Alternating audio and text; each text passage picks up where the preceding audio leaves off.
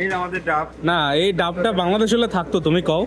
আচ্ছা, এই ডাবটা বাংলাদেশে কি করতে জানেন? কি যে করতো? ডাব মালিক, সেই ডাব মালিক এখানে মোট 3 জন লোক থাকলে একজন ডাব মালিকের সাথে গল্প করতো, আর 2জন এপারে ডাব নিয়ে পাকার পার। ঠিক আছে, তাহলে এটাই তুমি বাংলাদেশ। কি আগে এরকম চুরি করছো?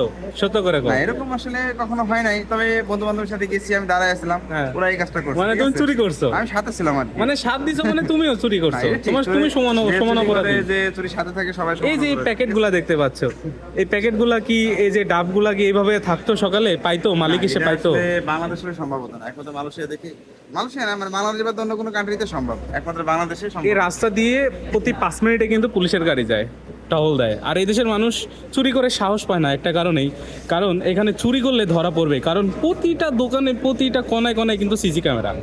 ও মুখোশটা কোন জায়গায় খুলবে?